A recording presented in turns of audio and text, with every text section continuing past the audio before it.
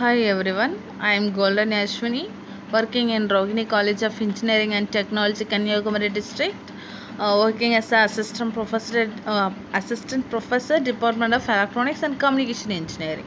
So in this video, we are going to see the delegation of authority. So delegation of authority is a process which enables a person to assign works to others and delegate them with adequate authorities to do it. Okay, there is delegation of authority. Okay, on completion of this video, the students and who are listening this video will be able to explain why delegation of authority is necessary and explain what is the purpose of delegation of authority, and they can also explain what are the three elements of delegation. So first of all, we need to know what's the definition, right? According to McFarland, delegation is a primary formal mechanism by which the network of authority relationship is established.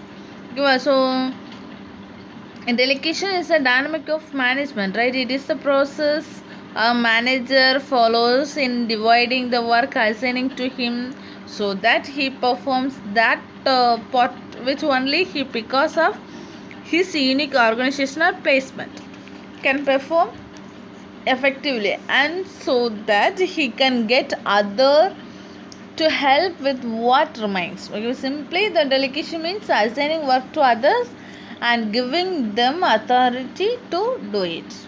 Okay, that is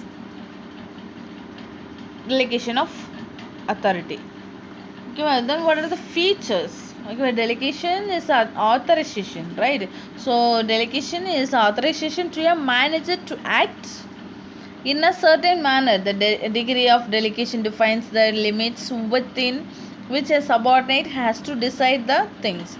Delegation has a dual characteristics, right? As subordinate receive authority from his superior, but at the same time, his superior still retains all his original authority. Okay, a superior cannot delegate the entire authority to his subordinate, because if he does so, he possesses his position to the subordinate.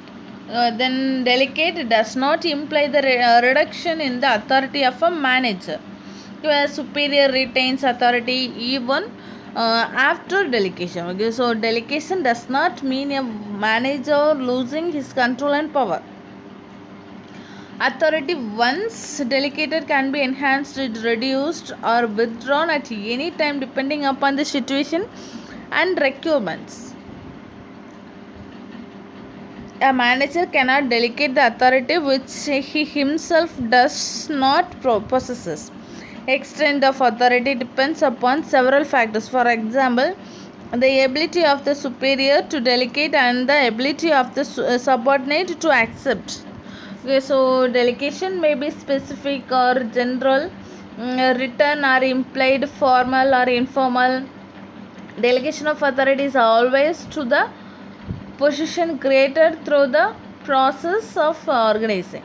So an individual may exercise his authority as long as he holds the position.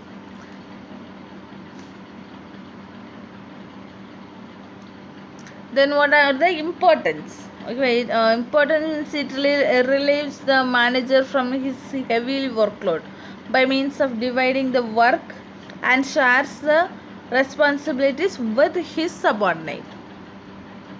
Okay, so it leads to a better and quick decision, okay, in the organization, because the authority has been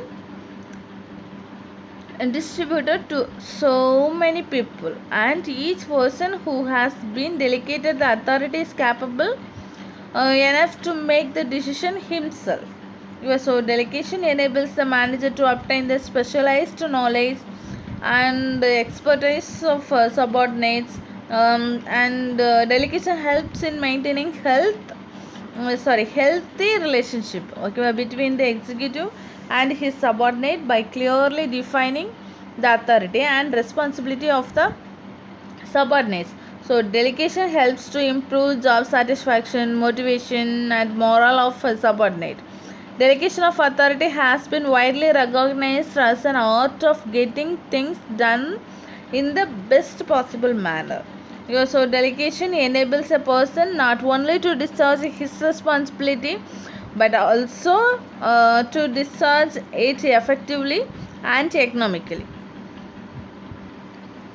What are the types? Okay, well, we have two types: over delegation and under delegation.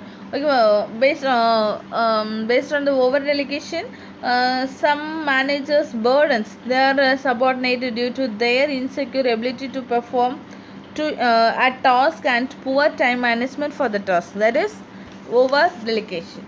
Under delegation, it occurs frequently with false assumptions by manager due to lack of ability on their part to complete the job correctly and due to lack of trust in subordinate. So these are the two types of delegation.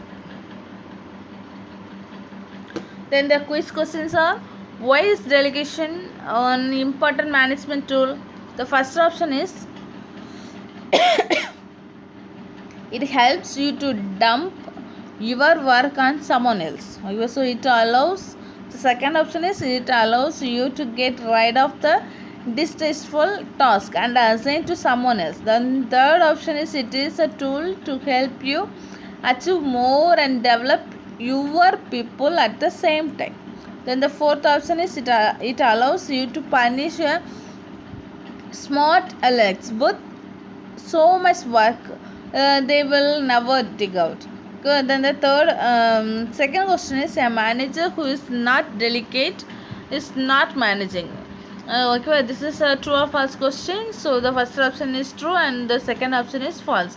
Find out it in your own way. Okay, so then the third question is: your disk knowledge is a factor when delegating to others. Based on your natural disk style, you are comfortable with certain approaches to delegating, right? So however, this is possibly more about your comfort level, and you may not be delegating in a way that meets the needs of your direct reports. Okay, so this is also choose either a true or false question. So first option is true and the second option is false.